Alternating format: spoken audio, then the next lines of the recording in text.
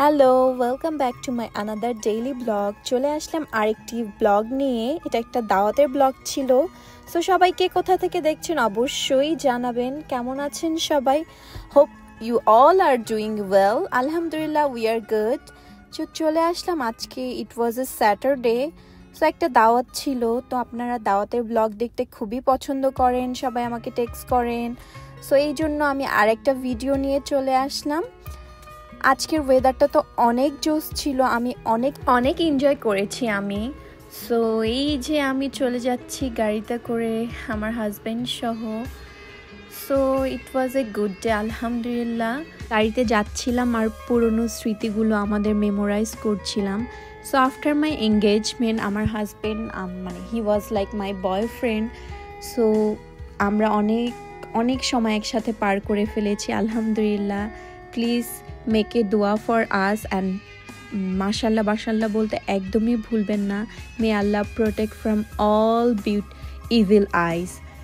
So এই যে কথা বলতে বলতে আপুর বাসায় চলেই আসলাম। আপুর বাসাটা অনেক সুন্দর ছিল। সো এই যে আমরা জাস্ট সন্ধ্যার দিকে একটু বাইরে বসেছিলাম, যেহেতু ওয়েদারটা তো অনেক জোস ছিল। আমি বিকেলে আসলে অবশ্যই আপনাদেরকে লেকের ভিউটা দেখাতে পারতাম রিভারের পাশে।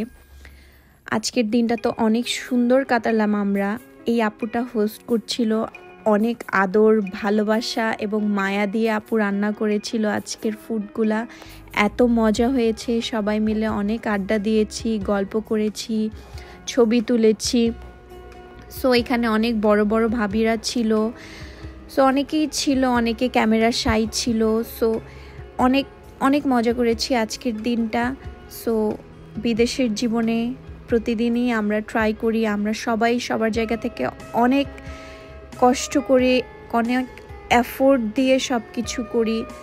আসলে একা হাতে সব কিছু সামলাতে হয় আমাদের বিদেশে। এখানে সব নিজের করতে হয়। এই যে রান্না করছে আপুটা, এত কষ্ট করে এখানে সব নিজে হাতে করতে হয়। কোনো হেল্পিং হ্যান্ড নাই, কিছু নাই।